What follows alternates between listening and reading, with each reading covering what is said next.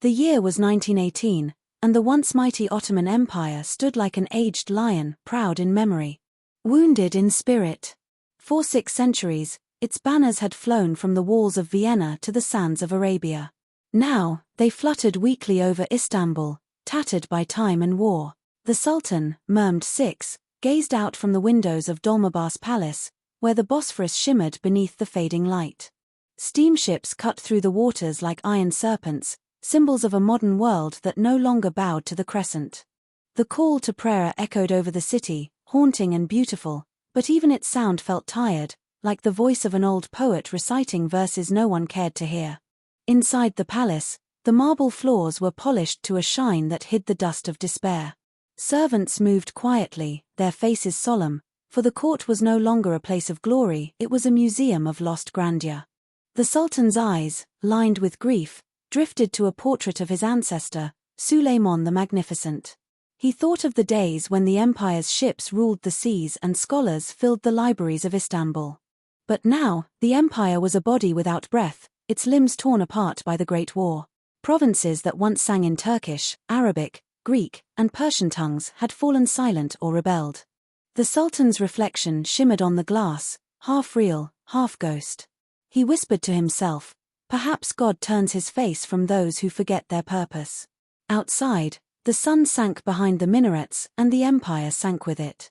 Mehmed VI was not a man of conquest, but of conscience. He carried the burden of centuries like a chain around his soul. His ministers argued over treaties and borders, but he thought of the people, the orphans of war, the empty mosques, the broken soldiers who limped through the streets of Istanbul. Once, the Ottoman throne was a place of divine authority, the caliphate of Islam itself. Now it was a cage of humiliation. The Allies had occupied the city, British flags fluttered beside Ottoman ones, like vultures perched beside the dying. Mehmed walked alone through the palace halls, where chandeliers still glittered but no one danced. The echo of his footsteps followed him like a ghost. Every night, he wrote letters to his brother in exile, to poets, to imams seeking solace in words when the world offered none. "They say the empire is finished," he wrote one evening, "but what is an empire? Is it land? Is it soldiers? Or is it the dream that survives after the sword falls silent?"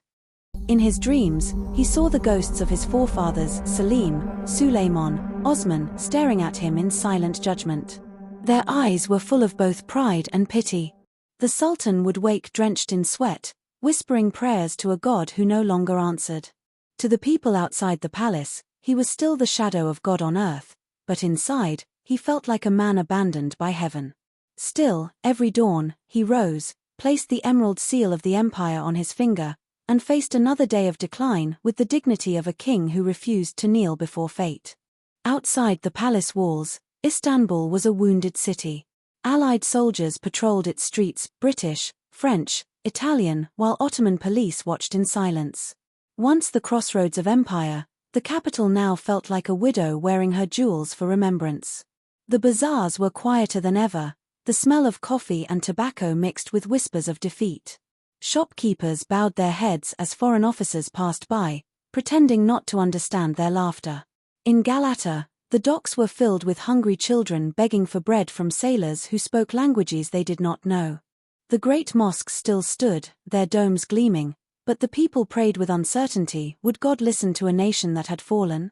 Rumors spread through the taverns and tea-houses, that the Allies would soon divide the empire completely, that the Sultan would flee, that a young officer named Mustafa Kemal was gathering men in Anatolia. Amid all this, the city still breathed poetry. Every sunset over the Golden Horn reminded people that beauty can survive even in ruin.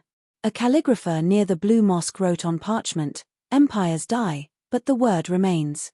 A poet replied, "Then may our words be our last soldiers."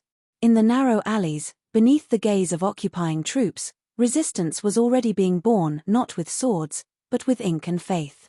Far from the city, in the town of Bursa, a young Ottoman prince named Kemaleddin lived in quiet exile. He was the nephew of the Sultan, once considered a possible heir, now forgotten by politics. The empire's collapse had stolen his future, but not his spirit.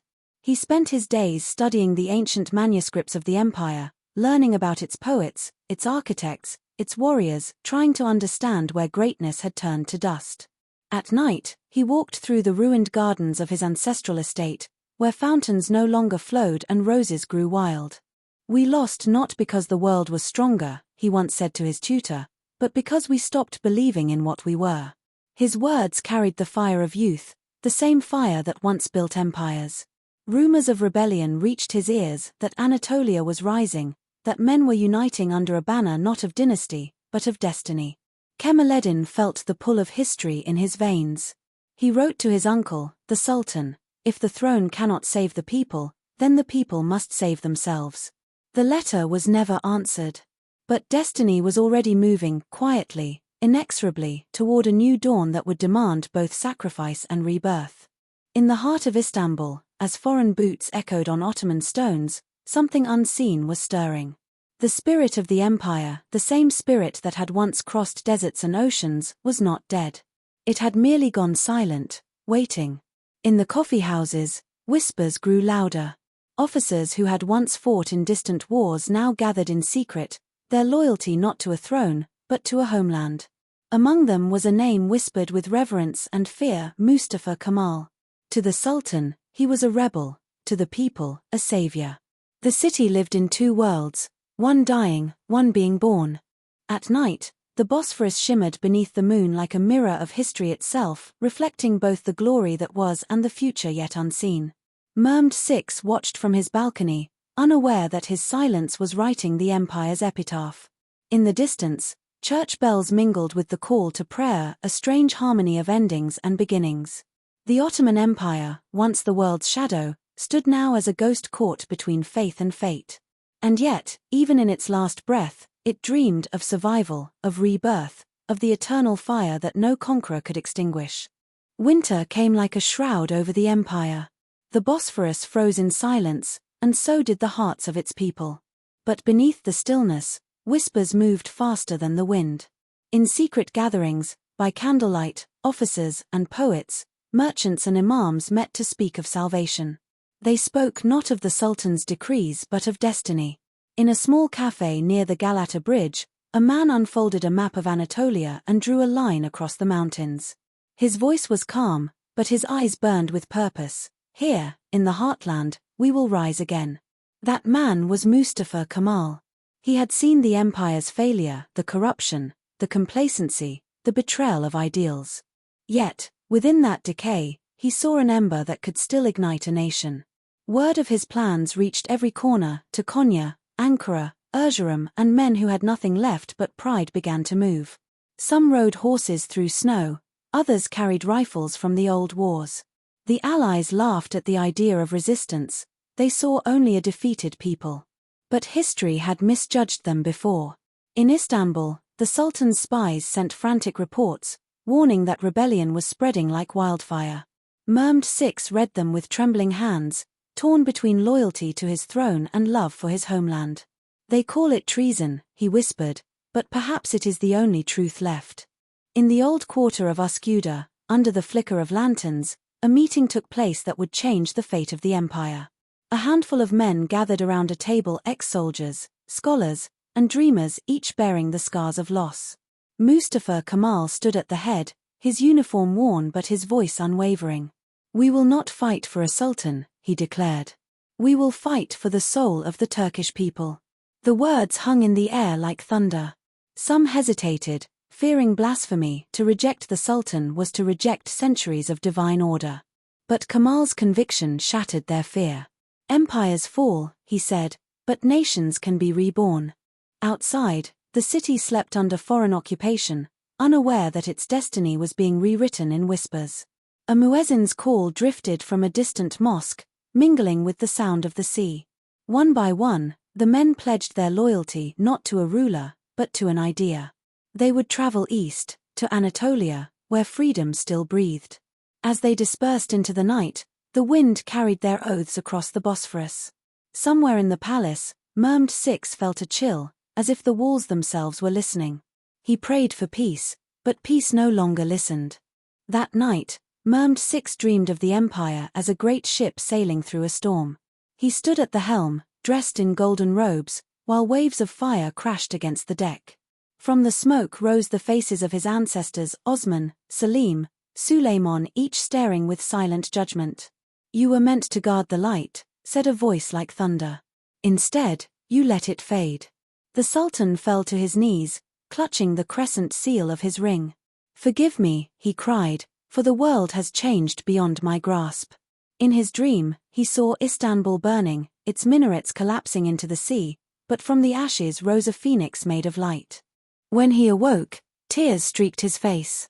He called for his advisor, said Pasha. "Tell me," he asked, "can an empire die and still live again?" Said Pasha, weary and wise, replied softly, "Empires die, your majesty. But faith and memory are harder to bury." Mehmed gazed out at the grey dawn, the Bosphorus veiled in mist. He wondered if God had chosen another hand to carry his will, a hand not crowned but calloused. And somewhere far away, Mustafa Kemal was already marching toward destiny. When he awoke, tears streaked his face.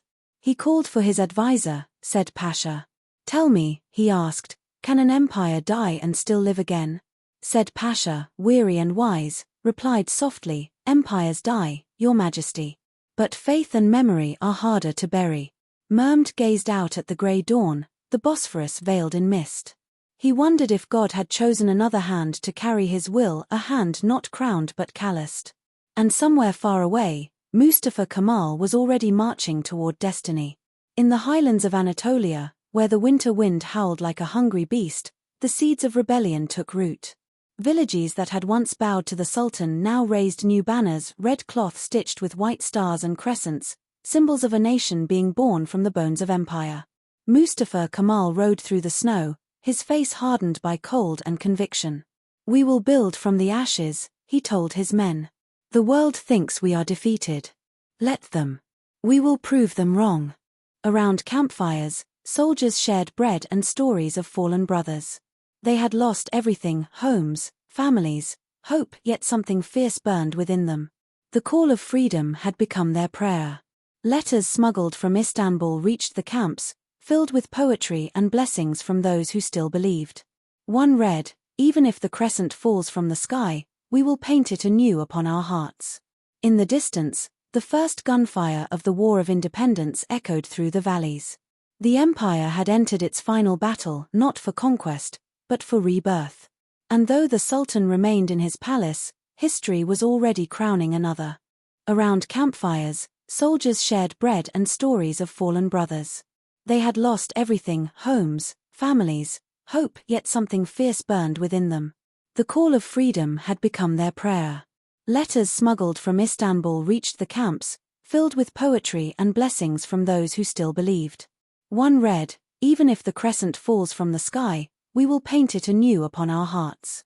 In the distance, the first gunfire of the War of Independence echoed through the valleys. The empire had entered its final battle, not for conquest, but for rebirth. And though the Sultan remained in his palace, history was already crowning another. Back in Istanbul, the palace grew quieter by the day. Ministers resigned, guards deserted, and the once crowded halls echoed with emptiness.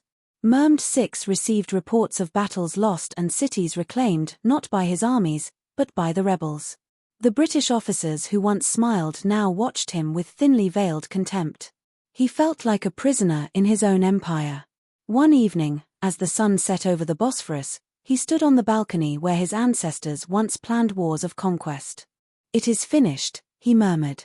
"The empire that ruled the world cannot even rule itself." Yet, in his heart, he felt neither anger nor fear, only a strange peace. He knew the truth: empires are mortal, but the faith that builds them can outlive their fall. He closed his eyes and imagined the call to prayer rising once more, not as the song of empire, but as the voice of a people free. Below, the city lights shimmered like dying stars. Somewhere beyond the horizon, in the heart of Anatolia, the fire of a new dawn was burning. And though the crescent above the palace dimmed, another was rising, not on flags, but in hearts.